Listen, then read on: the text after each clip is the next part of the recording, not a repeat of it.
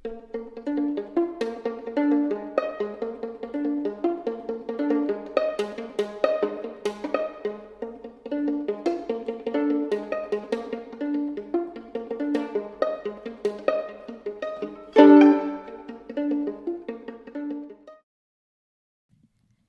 true crime friends. Welcome back to another episode of True Crime in Academia. I am your host, Mary DePippi. I hope you are all having a wonderful start to your weekend. I always want to say start to your week, but obviously we're here on Fridays now. Just a little bit of a schedule change that I wanted to go over with you all. So True Crime in Academia will be 3 weeks on, 1 week off for the Patreon bonus episode. With my new job and everything, it is just so hard to do 2 episodes in 1 week. Like, it is almost impossible. So, in order to keep giving you bonus content, there will not be an actual episode for the week. So, just wanted to let you all know of that. This week, I have an interview for you guys. My guest today is the host of one of the coolest, I think, niche podcasts. I don't see many niche podcasts like this that specifically focus on missing persons cases.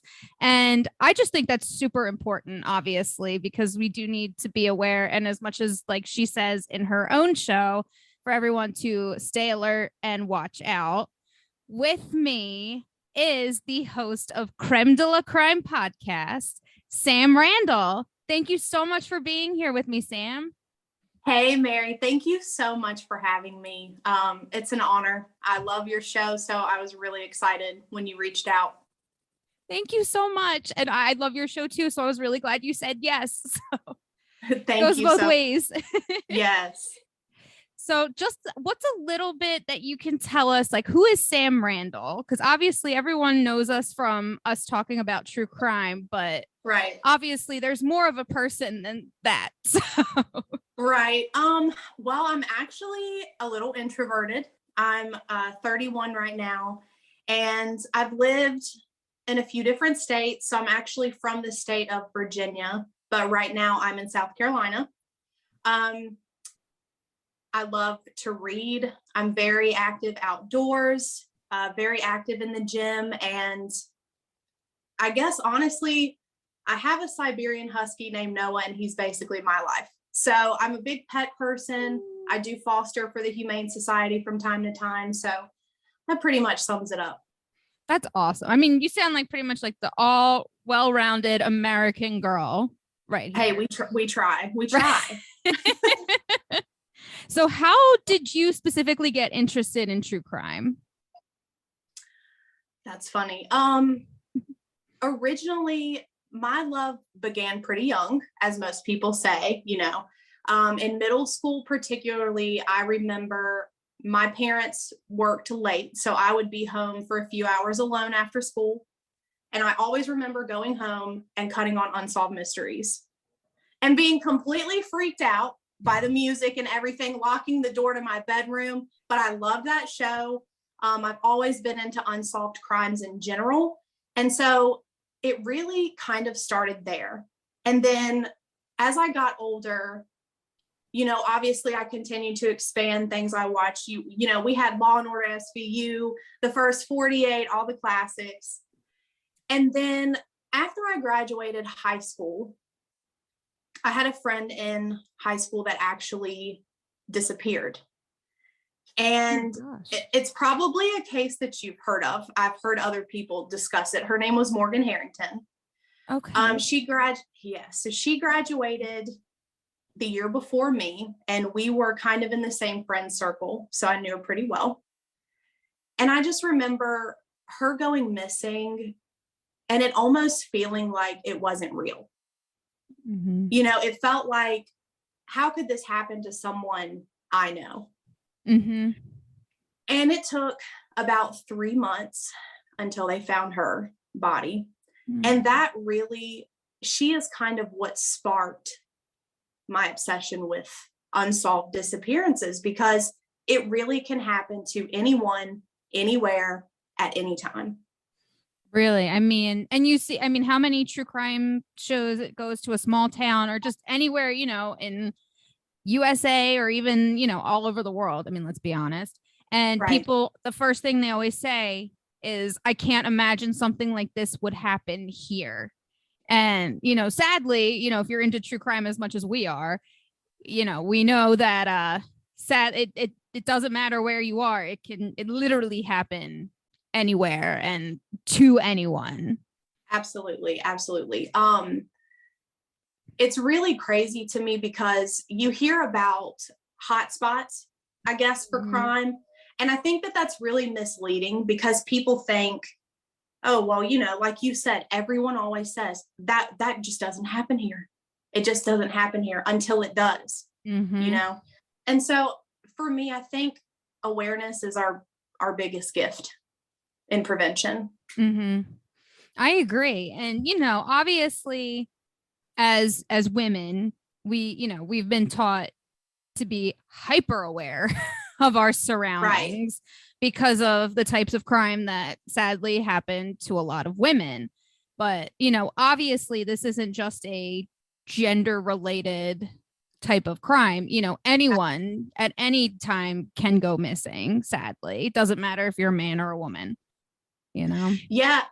I get that a lot, especially from like friends and my family members, with people just saying, grown men, how do you abduct a grown man? But you wouldn't believe the amount of cases that I look at where you're talking about a healthy, fit, 6 foot plus grown man that vanishes off the face of the earth. But what I always tell my dad, my brother, it doesn't matter your size, your race, your gender.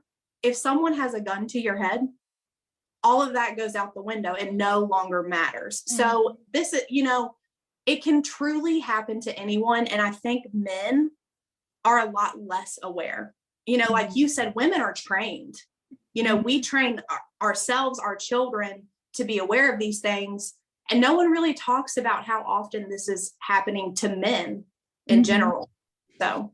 Yeah, exactly. I remember one case I covered. It said that they ruled out a kidnapping for this person, this gentleman, Ronald Tamman Jr. This was back in the 50s. And the cops were just like, yeah, no, he couldn't have been kidnapped. He was 6'1" and over 200 pounds. Like, there's no way. And it's like, well, if you surprise someone and you have a weapon, anyone can be taken at that point. You don't have to be meek or weak or anything like that for someone to come up and surprise you and easily overpower you. Absolutely. And I think people get this idea that abductions are stranger danger, someone grabbing you and throwing you in your car. And a lot of times that's not the case. It's people it's when you're out of your routine, like you said, if you have a weapon, all those things go out the window. Exactly. Now, what made you decide? I know we briefly touched on how you got into missing persons cases, but what made you make the decision to be like, I need to make a podcast about this? So I actually had a podcast before this podcast, but it was with my best friend. It was not true crime related. It was relationship and mental health based. And last summer, I actually became obsessed with the podcast, The Vanished, hosted by Marissa, a very well-known podcast. She's phenomenal. And The Vanished is strictly dedicated to unsolved disappearances like I do. And she does a lot of direct interviews with family, law enforcement. It's fascinating. I remember getting really obsessed with her show, but we were doing our podcast and I was just like, there's no way I can do 2 podcasts. People really don't know what goes into this. Yeah. And Gabby Petito went missing. I feel like everyone talks about this case in the true crime world, but I remember Gabby going missing, and we had a week that we just couldn't make our schedules work and we couldn't record, and we didn't want to skip a week. So I remember texting my best friend and being like, everyone's talking about this case and it's crazy. You know, I had been reading all this stuff about it, and I was like, I'm convinced her boyfriend did something to her. So since we don't have an episode, if I sit down and record something and am okay with it, are you cool with that being the episode for the week? She's like, yeah, go ahead. If you like it, post it. So I did that episode by myself, and I remember uploading it and just being overwhelmed by the response that it got. The streams, the downloads, it blew up in, 5 times the amount our other episodes were getting. And I was like, people really want to hear about this, want to listen to these stories. And that was really the first idea where I was like, I could kind of do something with this. And I was kind of worried on stepping on my best friend's toes a little and not wanting to kind of betray that trust for our podcast. But when I reached out to her about it, she said, hey, true crime's not really my thing, but if you want to do it, go for it. And I just started, notes in the iPhone, our best friend. I just started making note threads. Any ideas I got, checklists, anything. And it took about 10 months. And I finally launched it on Cinco de Mayo. Yeah. Yep. That's so awesome. Yeah, because I know for a fact. So for those of you who want to listen, go to Creme de la Crime podcast. You can find it pretty much anywhere you listen to your podcasts. And there are about 15 episodes up. So, if you're looking to binge for something and then catch up and then, keep going, this is the perfect time to do so. So for those people who may kind of know more about the murder stuff, but not necessarily the missing persons cases, from your research and everything that you've looked into and have learned from this process of creating this podcast, what would you say are the most common circumstances in which people go missing? So like we had said, disappearances happen to anyone at any time, anywhere. But with the cases that I've mostly looked into, I find 3 very common factors that are involved. The first being domestic violence. A lot of times, I can't even tell you the amount of missing wives I've covered that have, were known to have abusive husbands. Their husbands had threatened them. What's a restraining order to an abusive person? Nothing. Yeah. And it's a lot of times it's domestic violence that people are not getting help for. It's going unnoticed, and it just keeps escalating to the point where, whether it's an accident, whether it's planned or whatever, these people, their spouses are killing them and getting rid of them. And it's not just men killing women either. It goes both ways. But a lot of times it's situations that are escalating and not being addressed. People are not getting the help that they need. And a lot of times, all the cases I cover, the bodies aren't found, but there's significant evidence, as in blood or cadaver dogs hitting in vehicles where they know that the person was killed. There's significant evidence. And there's even been cases where the husbands are charged without the body because there's so much evidence. So that's definitely the number one, is domestic violence. It's typically someone the person knows. Mm-hmm. And the second I'd say is when people go out of their element or their routine, whether it's on purpose or an accident. People that break down on the side of the road or go somewhere they haven't been before by themselves, you're instantly raising your risk significantly in those factors to come across someone who's going to harm you in some way. And then I'd say the third is definitely going to be drug or criminal involvement. I see, I've done a couple cases where I'm really not convinced the person met foul play or is even deceased, because the depth of their drug use was so deep. And we know, especially for men, a lot of mental illnesses come out in your late teens and your early 20s and can sometimes be triggered by heavy drug use. And there have been some disappearances that I've covered that just make no sense. And it's like the person just left and no one ever saw them again.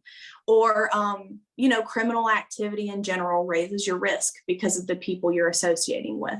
So I'd say out of all the situations that those are the three most common across the board, but there's always exceptions, of course. Of course. Yeah.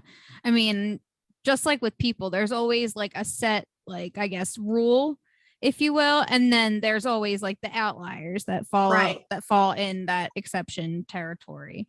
Absolutely.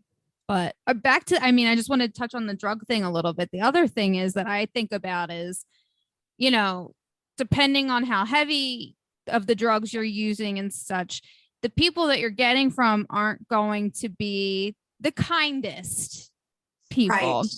Right. So if you fall into a debt with people, then, I feel like there's possible trafficking issues with that as well, which is insane. But yeah, I've actually never considered really the drug aspect of it before when I've looked at cases.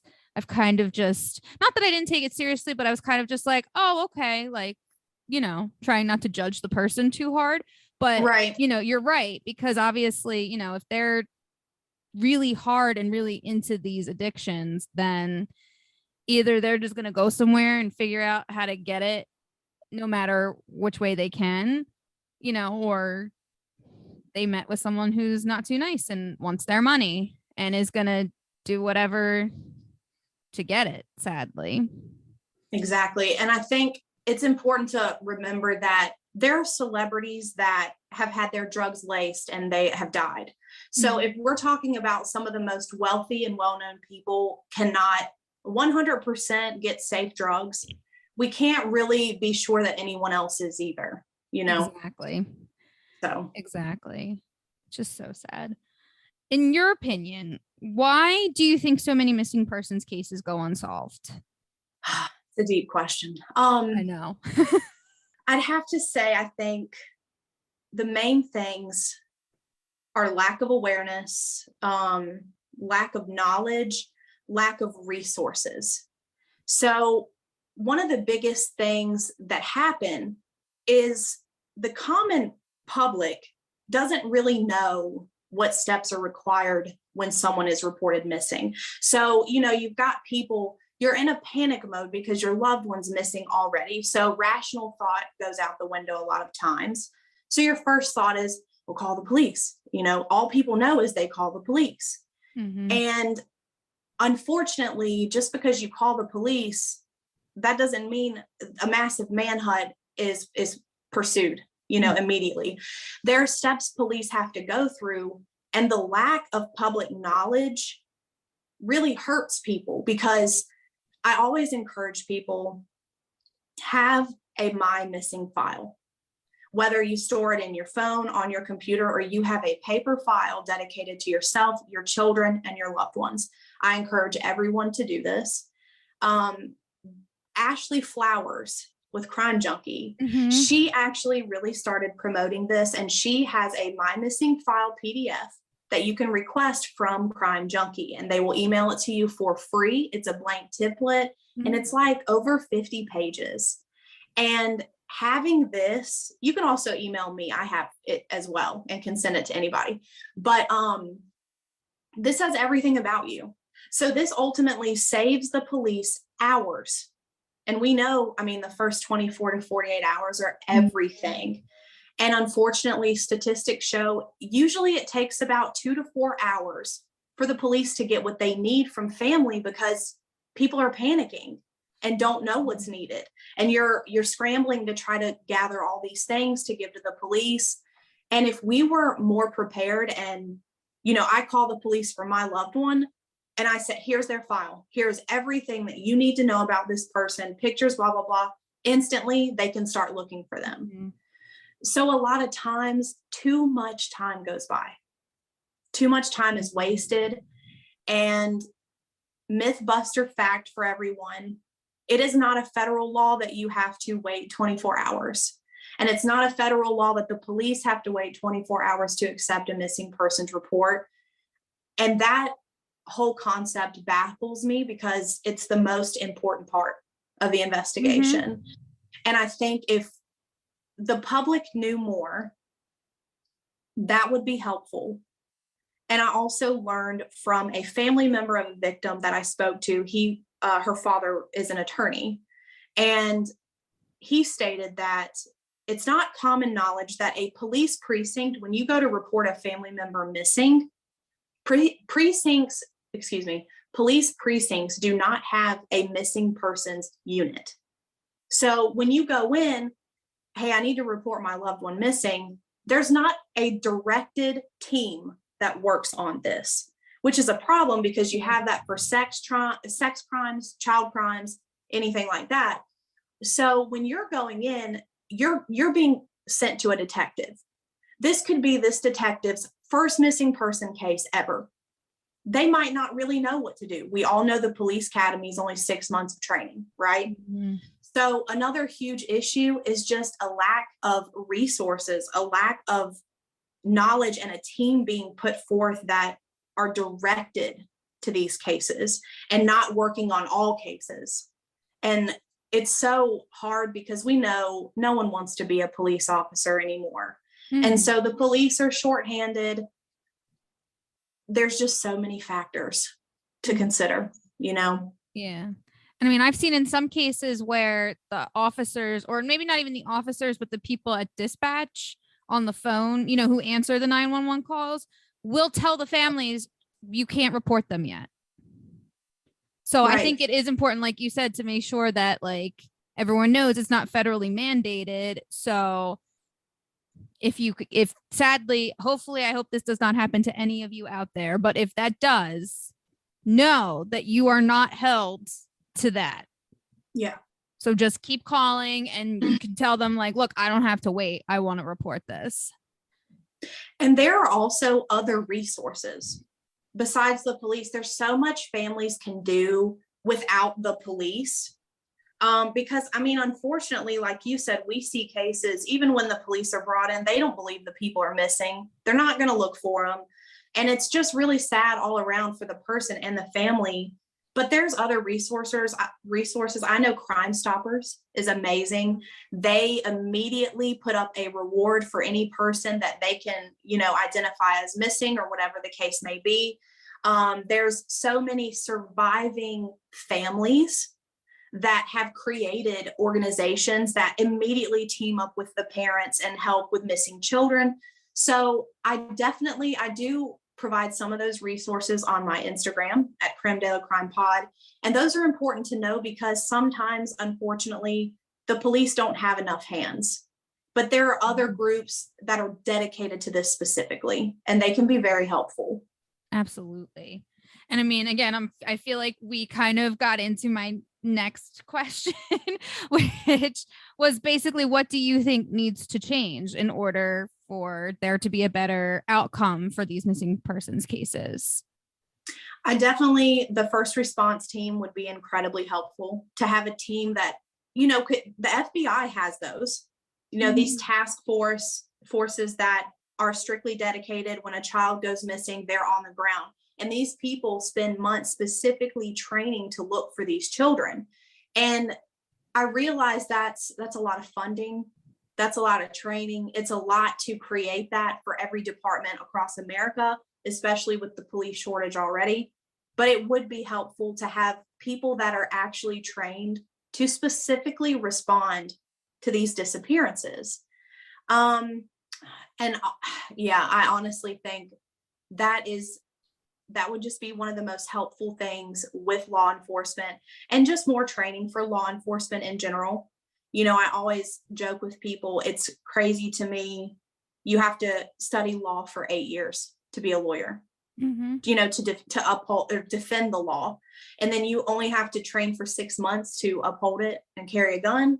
How much can you learn in 6 months? You know, so there's so many training issues, a lack of resource issues, and a lot of those small changes would help.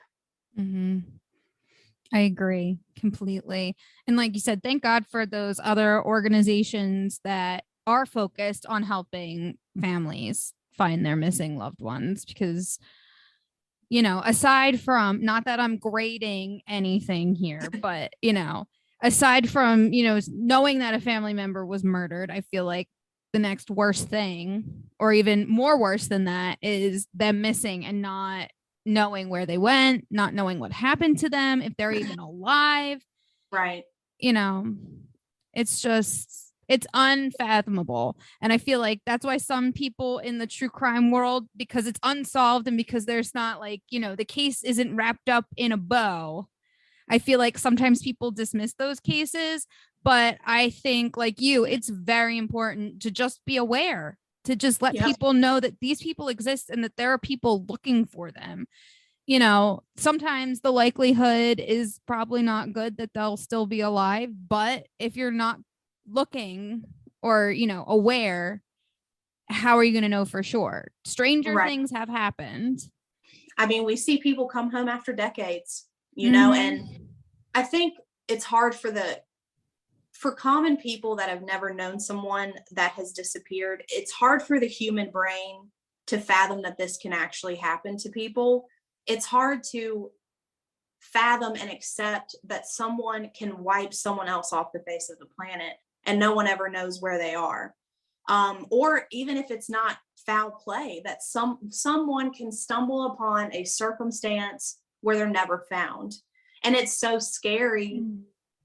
And one of the most common things the family members tell me is that they would feel better, even if it was finding out the person wasn't alive, that it would be better than always wondering if they're alive or not. So a lot of families do say that, they say they would rather know. Yeah. And I can imagine it's just that it's that closure, like you said, to just know what happened. And then you can kind of move on from that point, because I feel like people who have gone through that must be in this absolute horrible limbo of, do I grieve for the loss of this person? Are they dead? Or like, do I still remain hopeful that they're alive? And I can't imagine living in that kind of a hell for decades and decades. And a lot of them just struggle with the guilt of even wanting to grieve. How do you allow yourself that type of space when you don't have a body? How do you give up on someone that you love so much and you just have no answers? And a lot of them do struggle with that. And I think that's why a lot of times, you hear of some families accepting it, having a memorial, holding an official funeral for the person. And then you've got other families that hold on for decades. They keep their bedroom the same. They keep all their items. They're convinced that their loved one is alive, and they're not going to be convinced otherwise until they have an answer. And I honestly get both sides. Yeah. I don't know. I've had a good friend go missing, and thankfully she was found later. But it's never been, if it was my mom or someone that is just so close to you like that, I really honestly don't know how I would respond. Right. Yeah. Yeah, absolutely. Well, before we wrap, can you please let the listeners know where they can find you and how they can listen to your podcast and all the good stuff? Yeah, so we're everywhere. Creme de la Crime, we are on Apple, Spotify, Google, Stitcher, Castbox. Platforms I've never even heard of. I did just reactivate my Facebook, but my main platform is definitely Instagram. So you can follow me at Creme de la Crime Pod on there. And I also have a Twitter, but Instagram is my main platform that I communicate with my listeners and other podcasts. So you can pretty much find the show anywhere. It is free. I'm playing with setting up a Patreon, and I still want everyone to know, even if I do that, all episodes will still be available for free, because the main thing is just for people to hear the story, not to get the subscribers, but it always helps, Of course. It's a lot of work. So absolutely. Amen to that. Yeah. Well, Sam, thank you so much for being with me today. Talking to you, it was just such a pleasure. I love that I get to talk to all these other true crime content creators and pick their brains about everything. No, I love it. Thank you so much for having me. Seriously. Absolutely. Look, Bumble knows you're exhausted by dating. All the must not take yourself too seriously and 6'1" since that matters. And what do I even say other than hey? Well, that's why they're introducing an all-new Bumble with exciting features to make compatibility easier, starting the chat better, and dating safer. They've changed, so you don't have to. Download the new Bumble now. Hey, true crime friends. If you're like me, you love personalized merch and you love shopping local. So here is one of my favorite local vendors to buy from. It's Mandy Made It. That's Mandee, Made It. My friend Mandy makes the most incredible personalized crochet goods and decor for your home. Spooky season is coming up. She has some of the coolest Halloween designs. So go follow her on social media on Facebook and Instagram at Mandy Made It. Again, that's Mandee Made It. And place your order with her today.